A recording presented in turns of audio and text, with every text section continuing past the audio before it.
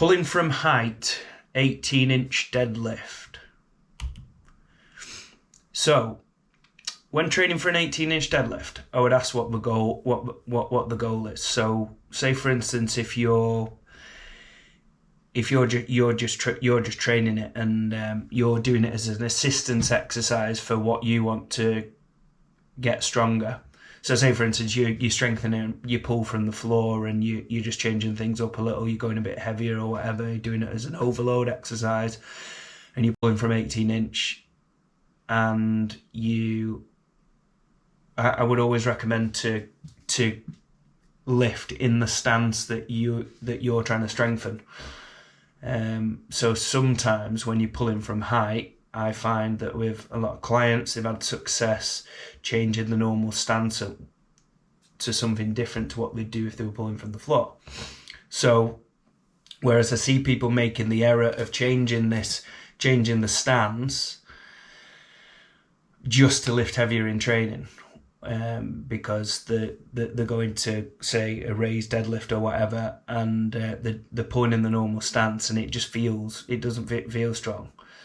Whereas if you're doing it as an assistance exercise, like, and you don't feel strong, I would say spend a lot of time in that. If you don't feel strong, it's probably a good assistance exercise for you to be working at. But if you're doing it for a competition and you're pulling for an 18-inch deadlift, for instance, that's coming up in a comp, I would test this as soon as possible. And when I say test, I don't mean max out. I just mean, like, say, move, like, you could test it sub-maximal. You could say, right, I'm going to build up to a top triple, top set of 5, top single, where everything feels smooth, there's not much of a strain. I'm just going to kind of see how it feels. And compare, like, maybe, I don't know, if you use RPE, you could say, right, maybe pull a triple where I've definitely got 2 or 3 more fast reps left in the tank. Do that in your kind of your normal pulling stance, and then just have a play around with different foot position, and you might find that moving your feet out ever so slightly, you might moving your knees out, moving your feet apart, like making these little tweaks. You might find a certain spot that feels really, really good, and it might not even make sense to you. And it's really hard to kind of give somebody blanket advice on this, because this is going to be really, really different depending on people's limb lengths and etc. So what I would say to make these kind of micro adjustments that I suggest, like, yeah, try some sets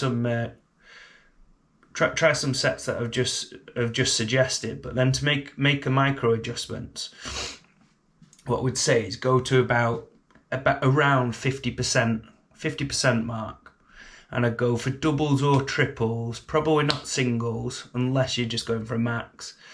But if you're doing rep work, I'd do at least doubles, just because, like, when you're doing the second rep, it's technically different to that first rep, because obviously you've got the benefit of the eccentric of the first rep putting you in the position and getting that kind of stretch reflex benefit at the start of the second rep. The second rep will feel different to the first rep.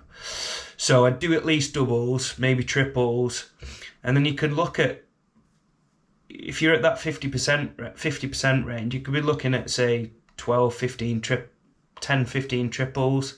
If that seems like a lot, if your conditioning level's not great, just drop back the load a little bit. Remember, it's a skill thing that you're trying to identify, and 40% will be enough to give you loads of plenty of feedback. So remember, when we're acquiring skill, don't be afraid of going a little bit lighter. You don't often see people going lighter than 50%, but I've had people train at 35, 40% to kind of explore and do loads and loads of work, and they'll just be able to find so much. Like, it's enough weight to feel the feedback of whether whether your positioning's efficient and stuff. So a thing to think about logically.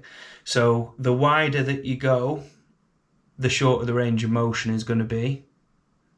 So I've had it at certain times where I've been pulling from around 18 inches, and I found that almost in a sumo stance with my hands just outside, feels pretty good.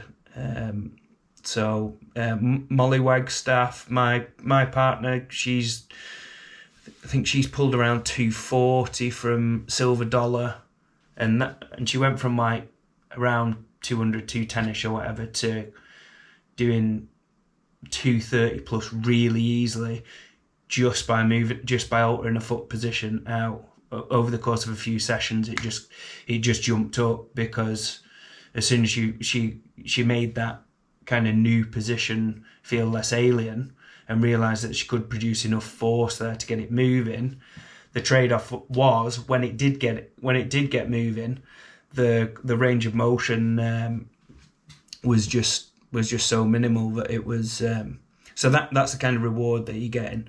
You might find that the closer you are, the closer stance, you might feel like you get a bit more power to get it going. You might find that the wider it is, the more difficult it is to break it off the floor.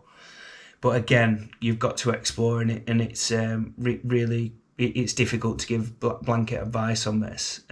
So just give it a go. Use that protocol that I've mentioned, like say the 15 doubles at 40 to 50%, and it'll just click. You'll find one. It might be with your feet in a different position or different angle than usual. So you're finding that, and you'll find that, oh, I'm going really wide here, and I can feel that the range of motion's significantly lowering. So this may be a little bit different on a max versus reps, because what you might actually find, that if you're doing rep work, that you might find that the wider that you go, that you may find that the wider that you go, that because of it's hard to break that initial inertia for the first rep, but you may find that once you've got that kind of potentiation effect of the stretch reflex of putting the first rep down, helping you start off the next rep, you may find that going wider and repping from wider, once you've got that little help from the stretch reflex, that the subsequent reps feel a lot like significantly easier than repping the same weight from a closer stance, even if that first rep feels a little bit easier, a little bit narrower.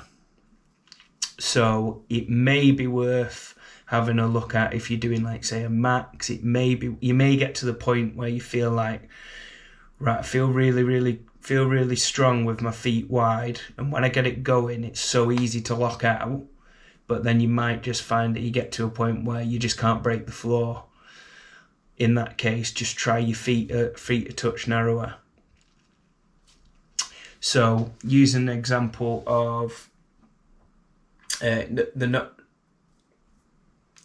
Novikov for example, this was luck of the draw, in my opinion. You know, when you get a deadlift from height. Personally, I'm a lot better at deadlift from raised heights and 18 inches or high handled car deadlifts and stuff. So that year when Novikov won Worlds, did he do the? I think it was the 18-inch deadlift that he did, and he pulled the world record on it, didn't he? I think that was a year that he won Worlds. But anyway, I remember him it was in the final, and I remember thinking at the time, that he's the weakest deadlifter in the lineup at the time. That was my perception. But because he got his technique right from height, it was great.